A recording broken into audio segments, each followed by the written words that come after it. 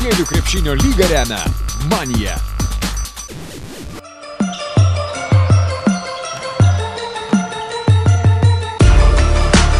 Trečiadienį baigėsi Moksleivių krepšinio lygos vaikinų čempionatas Manija, kuriame varžosi bendrojo lavinimo mokyklos pagal Lietuvoje vyksiančio Europos vyrų krepšinio čempionato modelį grupių varžybų etapas. Primename, kad 24 geriausius Lietuvos bendrojo lavinimo mokyklos pagal geografinius regionus ištraukė šalį, kurią jie atstovaus Manijos čempionate. Mokykloms padėjo Europos vyrų čempionato valstybių dalyvių ambasados Lietuvoje. Ambasados ne tik palaikė ir toliau palaikys jų šalis ištraukusias mokyklas, tačiau juose organizuos šventės ir skatins visokeriopą bendradarbiavimą. Ambasados nori, kad lietuviai palaikytų ne tik savo šalies rinktinę, tačiau suburtų ir kitų valstybių palaikymo grupės. Dabar vietoje 24 geriausių Lietuvos mokyklų kovą dėl aukso pratęs tik 12. Į kitą etapą pateks pirmas 3 vietas grupėse užėmusios komandos. Jos toliau bus suskirstytos į grupės ir kausis dėl vietos ketvirtfinalyje. Užtikrintai link čempionų karūno žygiuoja Kauno Gedimino vidurinė mokykla, kuriai padeda vienas talentingiausių jaunosios kartos žaidėjų Tauras Jogėla. Prancūzijos rinktinės aprangą vilkintis kauniečiai C grupėje iškovojo visas 5 pergales. Pasak ekipos lyderio Jogėlos, jų tikslas tik auksas. Dabar važiuosim Žemaitiją, su Žemaitijos miestai žaisti. Tikimės sunkių kovų, nes nežinom, kas ten žaidžia, nepažįstam, stengsimės kaip ir čia. Stengsimės pirmą vietą laimėti Lietuvoje.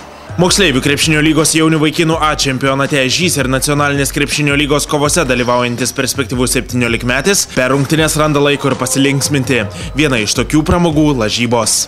Buvo tikslas man 5 tritaškius, mes susilažinom su komandos draugais, pataikiau 6. Viskas toks tikslas. Lietuvos jaunių vaikinų rinktinės kandidato Mariaus Grigonio atstovaujamai Kauno jėzuitų gimnazijai grupės varžybos susiklostė itin prastai. Vokietijos rinktinė įkūnijantis krepšininkai per 5 rungtynes iškovojo vos 1 pergalę ir liko C grupės dugne.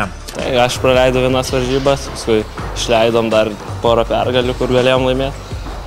Čia aišku favoritas yra Gediminas, nežinau. Visi Moksleivių krepšinio lygos vaikinų čempionate Manija dalyvaujantis krepšininkai vieningai sutarė, kad žaisti vilkinti įvairių Europos valstybių aprangomis yra didelis malonumas.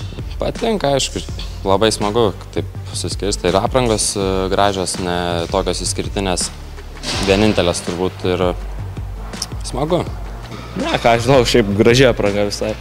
Taip, nieko, ką žinau, mes vokiečiai, jie prancūzai, gal ir įdomu.